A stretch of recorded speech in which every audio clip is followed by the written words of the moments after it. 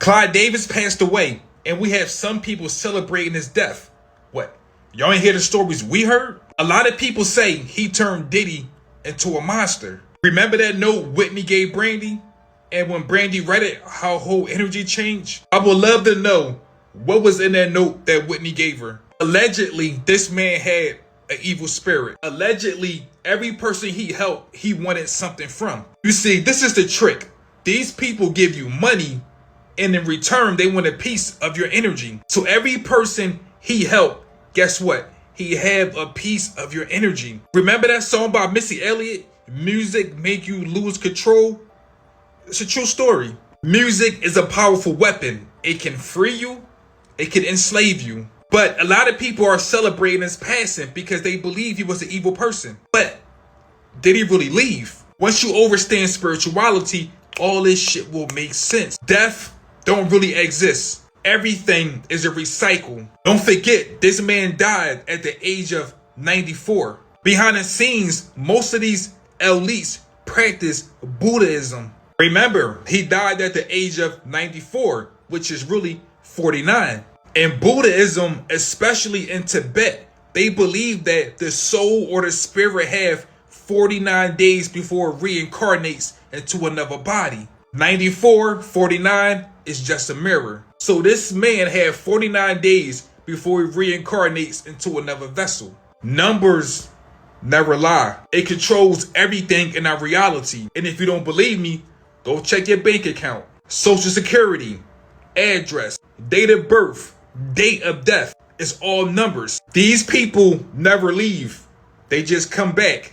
But this is the creepy part right here, because this person helped a lot of people in the music business. Do you know what that means? Everyone he helped, he have a piece of their energy.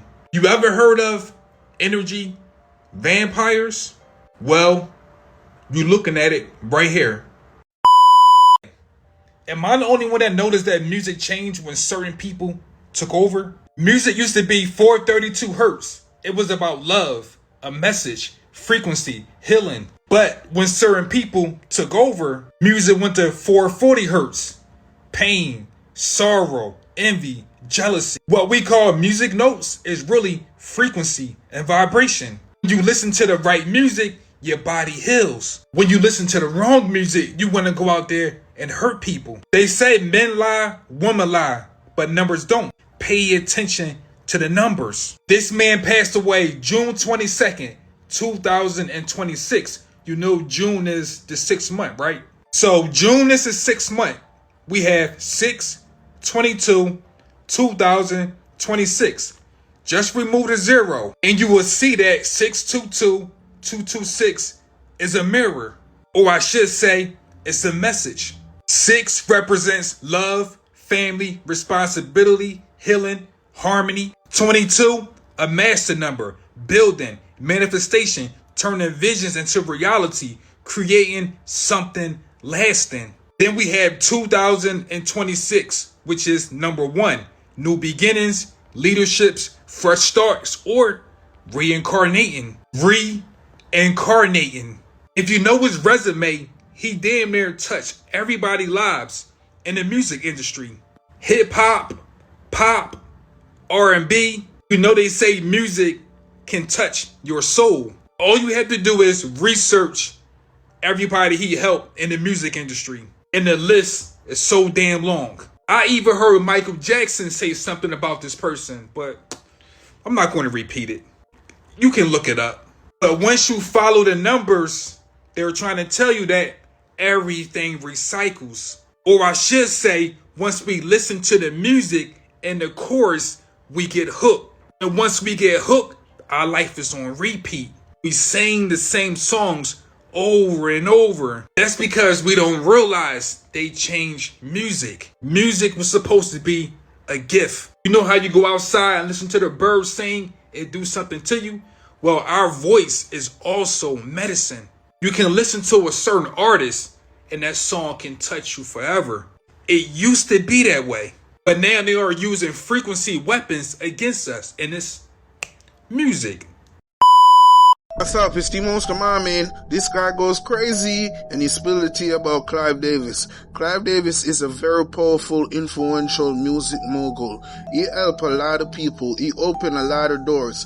That's why a lot of people are saying that's why Diddy the way he is. Because Clive Davis was evil and allegedly he got something to do with Whitney Houston getting killed.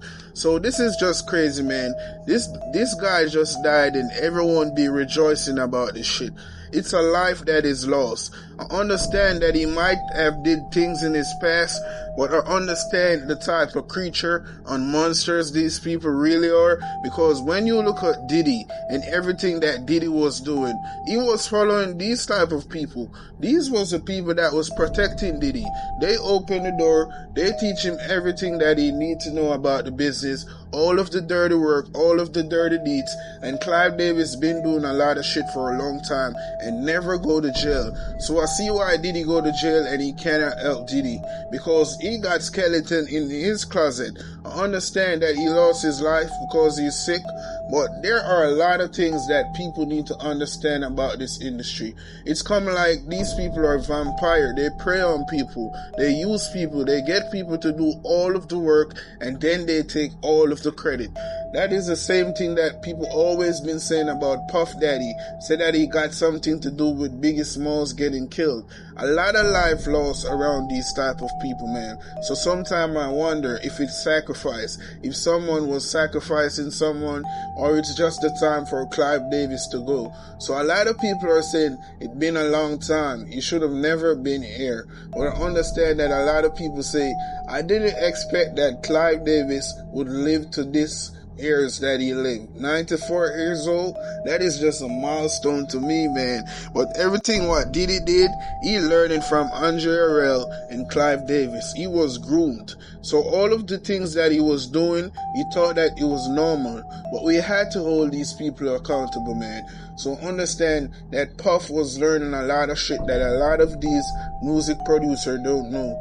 He know a lot of powerful people. That's why a lot of people did not think that he would ever go to jail, because Clive Davis got his back. But in this situation, man, Diddy mess with the wrong set of people, and it was a group of billionaires.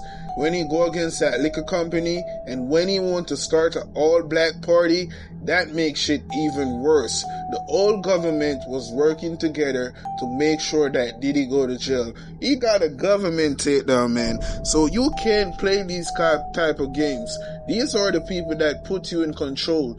You can't act like that you're bigger than the system or bigger than the program. So that was the problem. That is where Diddy go wrong. And then everything come crashing down for the dealer, man. Shit just get crazy by the second and by the minute. Well, all I can say, rest in peace to the legend Clive Davis. It is what it is, man. Have a blessed day. Clive Davis died, and the tributes are pouring in. But before we let the music industry write the eulogy alone, we need to have a real conversation. Let's be clear about what this man built. Clive Davis was president of Columbia Records, founder of Arista Records, and later chair and CEO of the RCA Music Group. His roster reads like a who's who of black excellence. Whitney Houston, Aretha Franklin, Dionne Warwick, Earth, Wind and Fire, Alicia Keys, Jennifer Hudson. He brokered the deal with Gamble and Huff that brought the Philadelphia International label to Columbia, which set the entire course for black music in the 1970s. He partnered with L.A. Reid and Babyface to form LaFace Records, which gave us TLC, Toni Braxton, Monica, and Outkast. Then a 50-50 joint venture with Sean Combs built Bad Boy Records, Biggie, Faith Evans, Mace, 112. He is my childhood. On paper, he looks like a champion of black music. But here's my question, and it's just a question for conversation. Was he a champion or a collector? Because when Whitney Houston was drowning, where was her protector? When Aretha spent decades fighting for the rights to her own legacy, where was her advocate? When Biggie was in the ground at 24, what did justice look like from the man at the top of the label? There was even a Rolling Stone report that CBS fired Davis amid allegations of misuse of funds and providing drugs to artists. He denied it, but the question is still there. See, our community has a pattern. And remember, my focus is always on our community, not him. When a white person gets close to our culture, produces our music, profits from our talent, shows up at our funerals, dances at our parties, we extend them family status. We call them down and we vouch for them. And sometimes that's absolutely earned. But we need to ask the harder question.